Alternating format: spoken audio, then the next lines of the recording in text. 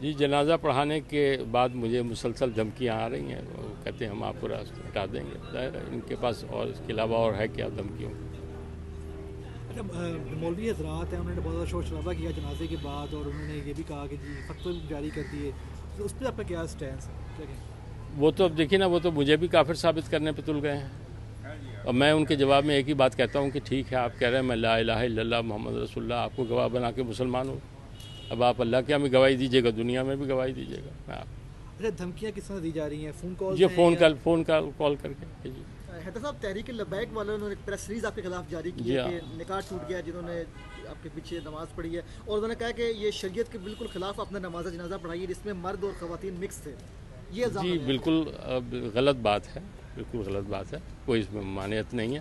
میں نے تو کہا ہے کہ میں نے بالکل صحیح کیا، اور کسی مولوی مولانا کی رائے کی کوئی اہمیت نہیں، اور جب موقع ملا دوبارہ کروں گا۔ یہ تیسرا جنازہ ہے جو میں نے پڑھا اس طرح سے۔ اچھا، اس حوالے سے کوئی رپورٹ کی ہے آپ نے متعلقہ پولیس میں، یا کسی کو بتایا ہے دھمکیوں کیا کے حوالے سے؟ کیا ضرورت ہے، کیا حاجت ہے، کیا حاجت؟ بلکہ میں ان لوگوں کا بڑا شکر گزار ہوں اگر وہ یہ نیک کام کر دیں، کیونکہ ظاہر عمر کے مجھے اور کتنا جی لوں گا، ان کے ہاتھوں اگر مارا جاؤں گا تو شاید اللہ تعالیٰ مجھے بخش دے۔ خون ناحق جو ہے وہ انسان کے گناہوں کو دھو دیتا ہے، تو میں سب لوگوں کا بڑا شکر گزار ہوں اگر وہ یہ کام نیک کام کر دیں۔ ارادہ رکھتے ہیں آپ پولیس کو بتانے کا اس کیا حوالے سے؟ ضرورت ہے، کیا حاجت، کس کو کہیں یار، کس کو کہیں؟ آپ کو بھی پتہ ہے پولیس میں کیا صورت حال ہے۔